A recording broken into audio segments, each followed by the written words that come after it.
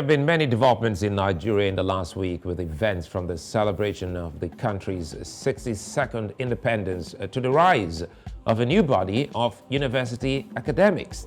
Now, ASUU strike, that's the University Teachers Union in Nigeria, the 2023 elections also in Nigeria, and a host of other issues currently affecting the country and the people are getting reactions from the populace. Alongside the Nigerian focus, will be celebrating the builders of the future of the country. Perhaps, if you don't know, today is World Teachers Day, and of course the welfare of teachers on the continent will come to the fore. Welcome to VSA, I'm Sulaiman.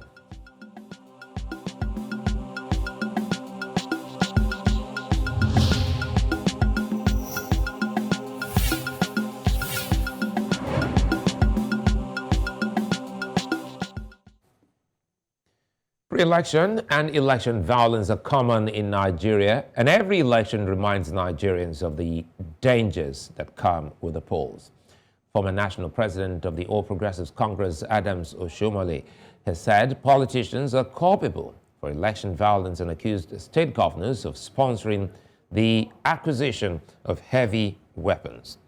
INEC, that's the electoral umpire in Nigeria, in a bid to fix this trouble, has said there will be the deployment of undercover agents during next year's elections as the electoral body looks to curb violence and vote buying. Another issue is the University Teachers Union, ASUU, which will now have to contend with an elephant in the room as a breakaway association of university academics has emerged. With students now out of the classroom for almost 8 months, the next steps of the Nigerian government are being awaited. There's brain drain across major sectors: insecurity, rising debt burden, demand for better governance. The list is endless. 62 years after, what's next? Now, joining me to unpack this is Ejike Okpa, his Global Affairs Analyst. Good to see you, Ejike, and thanks for your time, as always. Yes. Would you say Nigeria has improved so far as a country? Well, thank you for having me on the show. You know about the saying, a fool at 40 is a fool forever. So now we have 62 years of Nigeria independence, but then we have 104 years of Nigeria amalgamation. I think Nigeria should be looking at, the time they came together as a nation and focus on that, as opposed to thinking independence, they were granted, freedom by the British people. I think that aspect of Nigeria should be, downplayed. Let's talk about when the North and the Southern Nigeria get together. It's still a challenge, but that's what they should be focused on. They should be motivated by the fact that, hey, we came together to be a nation. So far, it hasn't been good for Nigeria, collectively speaking. The issue of strike, you talk about your future generation. For your future generation are those, who are going to school, who are going to take up, the mantle of leadership when their time comes. And for 8 months, they've been out of school. So you can imagine the pressure and depression, on the families and in the students, and this number of people being out on the street.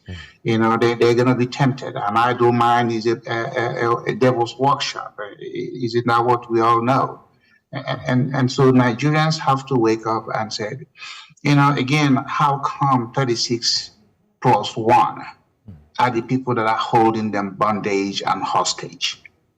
It's not, the people that are ruining Nigeria are not ghosts. These are families and friends and brothers and schoolmates and all kinds of people. They know them. So why are they putting up with this? They have to take charge. They have to start asking questions, and those questions don't have to be asked of the president. They start with their own, their own immediate family members, their own local chiefs or Igwe or Oba. Then it goes to their representative at the House of Assembly, to their, don't wait for the governor, don't wait for the president. Those people are often so far removed from you, but start from what is immediate to you. Tribalism, of course, we are not going to ever be alike. We're not going to ever subscribe to the same culture, religion, and beliefs. But For those who are in a geographic location, look around you. What is the problem? Is it the governor? Then challenge the governor. Don't wait for the president. If the governor is immediate to you, then your senators and your House members. Nigerians haven't come to that mindset to realize that every politics is local. Your universities. The reason the university strike has been going on when I was in Nigeria, it started, the Alimon Gold thing when Obasanjo, slashed their budget for education. So for how many years now, Nigeria has not come to solve that issue because the universities is either controlled by the state governors or the president, through funding. That should be a way that the university should get away from those sort of control, because it's a control mechanism. It's a control. They have to. I mean, if they are the ivy, what they call them, ivory tower for knowledge, how come the so-called professors who paraded themselves in Nigeria haven't come up with a workable solution to say this is what we need to do to stop all these incessant strikes? Ejike, let me jump in here, Ejike. I'm happy you've actually started off by talking about the people, which is one aspect many may run away from, because, as you rightly put it, whoever is a leader was chosen from amongst the people. So they know the people, but quite frankly, it looks as if the leadership issue is a big challenge for Nigeria. Now, help us make sense. How difficult is it for the people to understand that they have the powers to question or challenge those who were once amongst them, but now on the pedestal as leaders? Well, it's a good question. Like I said, none of these people are ghosts to Nigerians. None of these people were imported into Nigeria. And I could understand during the military rule, where, the head of state will appoint somebody, not from your area to be your governor.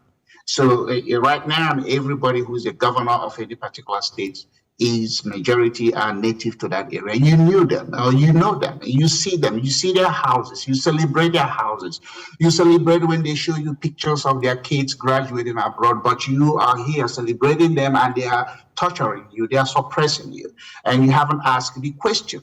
So that is the problem with Nigerians. They celebrate individual successes, while the institution of Nigeria is falling apart. They have to change that mindset. They have to start, like I said, your local government chairman, who yesterday had no house, had no bicycle, and all of a sudden there are many cars, there are many homes, and you sitting there and you blaming the president at the center or the governor.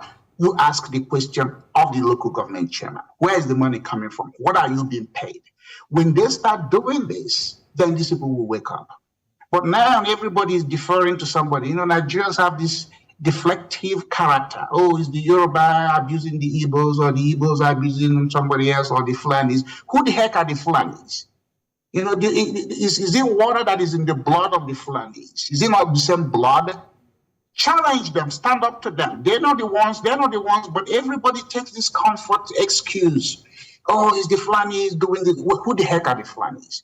The Igbo man that lives, how many Fulani people live in core Igbo states? There are not 1 million of them, but you have 24 or 5 million Igbos that live in the core Igbo states. The same thing in the Yoruba area.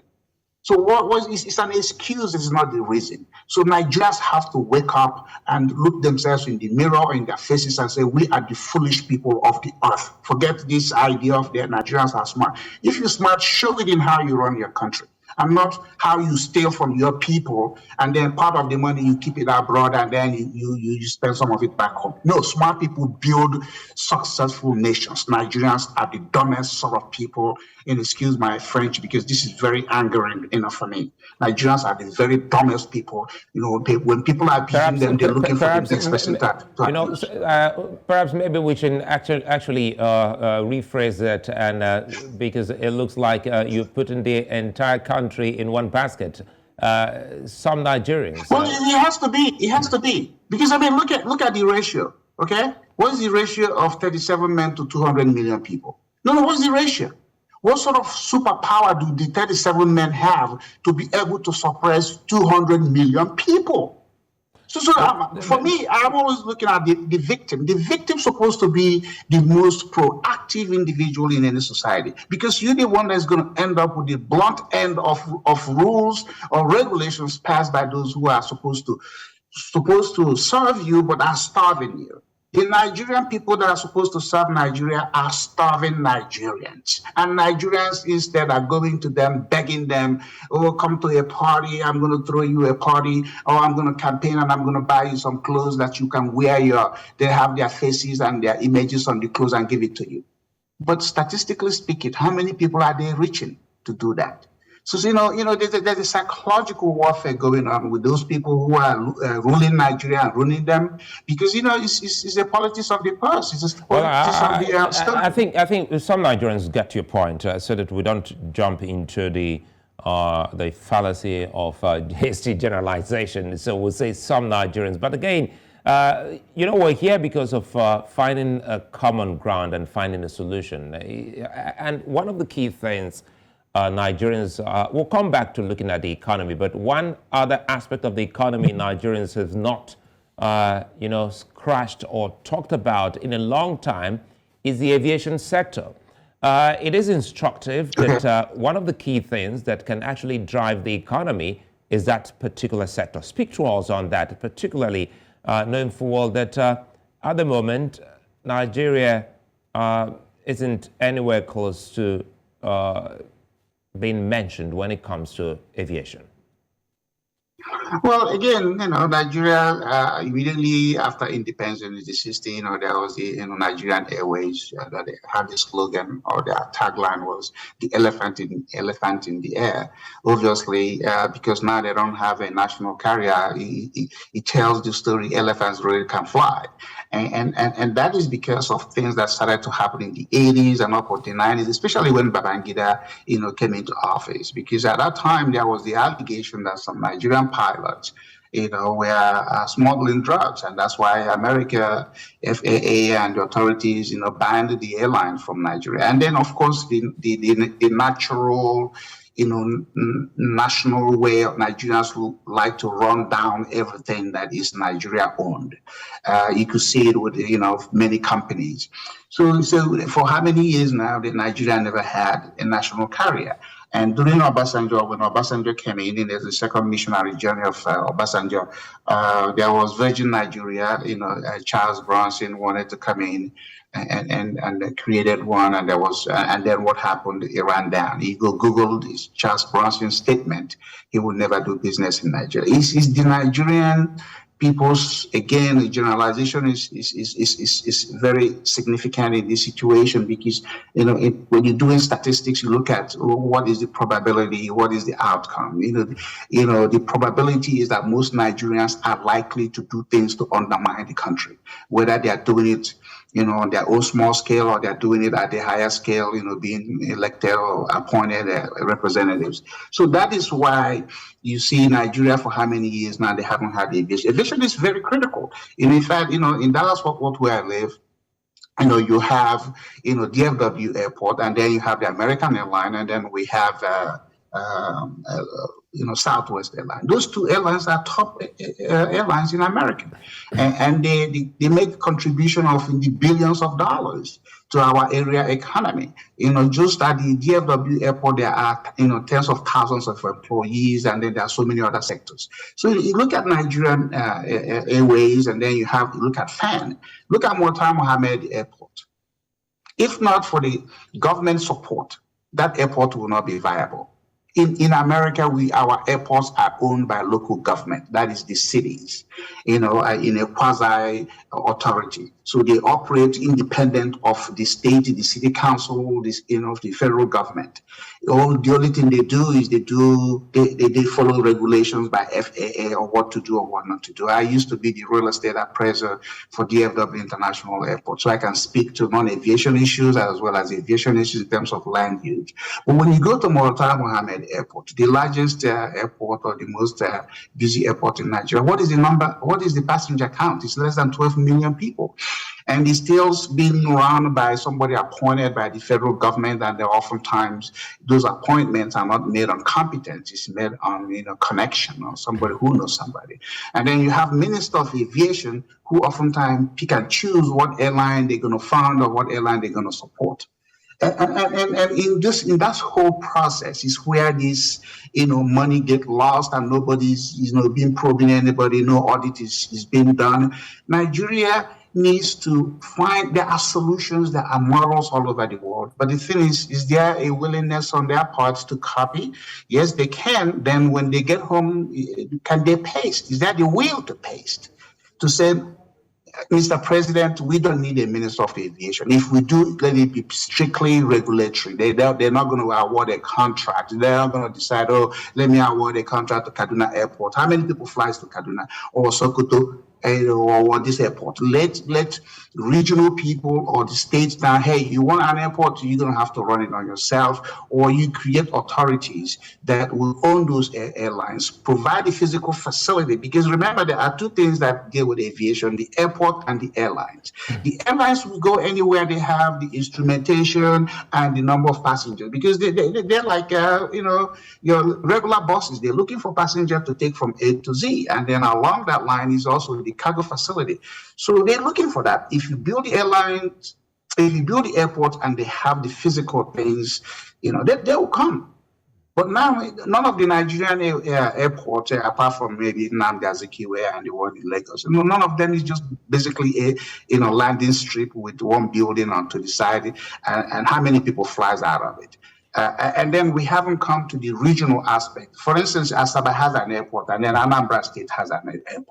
Geez, they should have come together and built a regional airport. Is it not just separated by River Niger? And then, the two states can own it, and create a quasi authority. Hey, you go generate the passenger, you generate what it takes. We're not gonna give you any money from the state budget. That's not, you do that, you can ask, help them with land acquisition. But they come and copy and paste. I can get you the law that set up the DFW International Airport, because I've been involved in it. I know, how they operate. You can copy and paste that, but are they willing? Because the governors want a place where they will put their people and their award contracts and nothing gets done, and everybody walks away. Most things Nigerian government officials do is what? Contract awards. That's why nothing happens. I'm sort of excited that you put in solutions, side by side with identified problems. For instance, talking about the southern part of Nigeria, specifically the Delta State and Anambra State in Southeast. Yes. And talking about the partnership and looking at the distance between these two cities, one wonders why each would have an airport. But now let's stretch it further. Let me tell you how airports operate. That's what they call the hub. Okay. All right, so when you have the airport, then you have either the rail coming close by for the cargo, or you have freeways. So in Dallas-Fort Worth area, okay, we have Dallas-Fort Worth International Airport. Is a huge facility, but the people that are southern part of Oklahoma will drive maybe 60, 70 miles because the freeway is good. They don't have to have another airport. Then we have the ones we call the general aviation, which is, the corporate people, the private jet. But again, when you land, you have to have a hangar. So the hangar for the private jet as well as the commercial jet. So the solutions are there. And in fact, when I served on the U.S. Exim Bank Sub-Saharan Advisory Committee, they have money for Africa, because aviation is a significant aspect of every economy. Most Nigerian airports are not hubs. They are strictly destination. So, for instance, if Mota Mohammed is a huge thing, you could have an airline and airport facility. If you land in Lagos, Cameroon is 45 or 1 hour away. So another airline picks you up. Equatorial Guinea, Chad, so all these other nations don't have to have their own airport. You have one huge regional airport. It could be owned by countries around them. Then you increase your passenger count. You increase your economic impact, as opposed to all these tiny things that maybe once a week at one airline lands. and then the passenger just, go away. So the physical design of the airport has to take into consideration proximity of order. Okpa to Enugu is 35 miles. That's as long as it is. That's what I ride in a bicycle one way. So if you have a good freeway system, let's talk about what's coming ahead for Nigeria, and that's the election. Perhaps Nigerians should start holding people to account, looking at those they think can actually rejig and rework things for their good. And for this coming election, for the first time since 1999, Nigeria does not have a military-linked candidate, which is one of the concerns of some. How does that help, in the political equation of these candidates we see across political parties going into the election for 2023? Well, I mean, there are three of them, or maybe four of them, but, three of them are prominent, and have characterized some of them as the good, the bad, and the ugly. Let the voters choose who is the good, the bad, or the ugly. Yes, when Buhari... You said the voters should now choose who is the good, the bad, and the ugly. Yes. And then hopefully the good will win and the bad will be second and the ugly is forgotten. But the thing is, here's the thing with Nigeria. The Nigerian civil politician, again, they could, just like in the case of Obasanjo, he dropped the uniform and he dropped the uniform and put on Agbada. And the same thing with, what is his name, Buhari, he dropped the uniform and put on Agbada. But their mentality is still that, waterfall, control and command. Democracy is not a control and command. It's basically the people that you're serving that should be able to speak to you and say, this is what we want. So it doesn't matter until the Nigerian mindset is changed from, hey, the chief, your father, your Igwe, your Oba is the one who's going to tell you what to do. So the uniform they wear, whether it's Agbada or this, doesn't really matter. So the Nigerian now is supposed to begin to, demand accountability from their local. It has, all this deferred, deflective idea that is the Sokoto man or the man from the north. That is not true. If you statistically look at people who live in proximity to themselves, you see, there are not so many non-people from your other tribe that live there, except for the Igbos who are all over Nigeria. If you go to Ibadan, what are the percentage of Igbos in Ibadan or Hausa? If you go to Sokoto, you may have Igbos coming in second or Kaduna, but majority are still people native to that particular area. And so why are you blaming an Igbo man or Hausa man or Fulani man or Calabar man or the Shekiri man? They're not even near you. So the most important thing for the coming election is that these other people, you should let them know they're not going to act like they are military people in civilian clothing, because there is too much power in the hands of the president, and then there is even much more power in the hands of the governor, because the governors are even worse than the president. At least the president has the House of Representatives and the Senate that can, scream at him or shout at him and he pulls back. The state assemblies are doorsteps, doormat. None of them challenges the governor. And they are too small and very unsophisticated in their thinking that if a governor of any state said, okay, I'm going to just set aside $3-4 million a year and, in exchange rate of Nigerian money, that's a truckload of money. And then you go and give each of these hungry servants, okay, say, hey, here is 5 million naira for you. Give them a car, give them a plot of land. Don't do anything. All of them go away. That's what is going on. And then the governors, why should the governor have control of the state budget? I have written and I have spoken about it. There should be a limit to how much money is going to be made available to the governor to run the government house. If your state budget is $300 million, which is the case of most states in Nigeria, he should not get more than 1% or 2% to run that government house. And that's it. And he doesn't get it one time. And then he should not award any contract. Maybe out of discretion, we have this discretionary thing we do in US. So you can, hey, governor, you can award up to 5 million naira contract in a given year. In a given year. But it has to be competitively bid. In no way you're giving it to your wife or your son, your kid. 5 million, So for 4 years they're going to be in office. That is the total amount of contract they can award. And then the other money goes to the agencies, the state departments. You know, the thing in Nigeria is that Nigeria runs this benevolent behavior democracy. It depends on the mood and the feeling of the president or their chief. That's benevolent. It's not agency. Agency democracy is where the money goes to the various state agencies that are in that area, and they use the money judiciously, and they come back and report not to the governor, but to the state legislature, and then the people. So in Nigeria, is the governor and the chief accountant general of the state or the commissioner for finance. They're the only ones that know how much money goes and comes in the state. Let's try and close on this. I know quite a number of suggestions and solutions you've also thrown at most of the problems. How can the people of Nigeria improve its democracy? The way they improve is what I'm just telling them. Stop blaming the outsider. That's one way.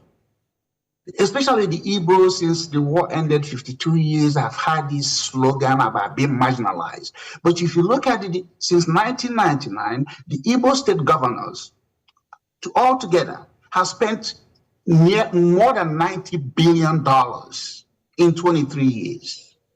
And there's nothing in those areas.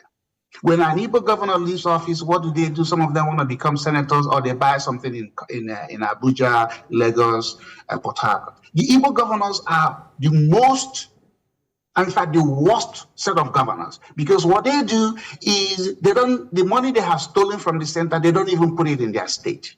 You know, there's corruption everywhere, but don't go rewarding somebody you are blaming. Why are you buying buildings in Abuja, in Kaduna? Then steal it from the people. Put it in the state where you stole it from them and create jobs with it. At least they are benefiting indirectly. Since you couldn't do the job directly, let them benefit indirectly. Instead, that's what they do. And Igbo people keep quiet. They say, oh, the Hausa man doesn't want us to do it. The Fulani man don't want us to do it. The Yoruba man don't want to. But you are the one abusing yourselves. Igbo State is the smallest tribal land in Nigeria. If those 5 governors have been very judicious and very smart, and they are very good stewards, they could have turned Igbo land into a wonderland and say, yeah, we may not be presidents, but come and see how we use our public money to do things. The distance between all the Igbo states, you know, let me give it to you. You already know it. Enugu to Onitsha, Okpa, less than 35 miles. Okpa to Owerri, less than 35 miles. Owerri to, what is their name? Umuahia, the same distance. Maybe the longer distance will be Owerri to Abakaliki, Enugu. But you could have in 23 years built a loop road connecting all these state capitals, so that no matter what part of Igbo land you live in, you could go to work and feel safe. They haven't done anything. What are they doing? They're just running around blaming white people, you know, the Hausa people. They're making Hausa people look like they have 2 heads when you are the Igbos thinking you are the smartest people in Nigeria. They should be ashamed of themselves. If I were to be governor of Enugu State, which I don't want to be, even if I'm offered that job, nobody can abuse me. Any Fulani man or Hausa Yoruba man who comes in, I will run them out of the state, because I'm going to be having policies that will make it harder for them to intimidate me or control me. That is what Igbo governors are not doing. They are not thinking deep. They are not thinking as servants. They're thinking as kings, emperors. And Ejike, by extension, I think this should also be something for other governors across the regions to also chew on, whether you're from Southwest, yes, any part of the region. Look inwards, collaborate, and see how best you can develop your state and your region. I mean, look at the guy in Kaduna. Look at the guy in Kaduna. What is he doing? What is he doing? Look at the guy in Sokoto. I mean, 36 states in Nigeria. How many of them are economically viable? Speaking of, I think we should have this conversation again, looking at the state-by-state analysis. We'll look for another time here on the square to have that conversation. But today, I think enough for politicians and Nigerians to chew on. We'd like to thank Ejike Okpa, Global Affairs Analyst. He joins us from Dallas in Texas. Still to come here on the square, celebrating teachers on the day that the world has chosen to look at these change makers. Stay with us.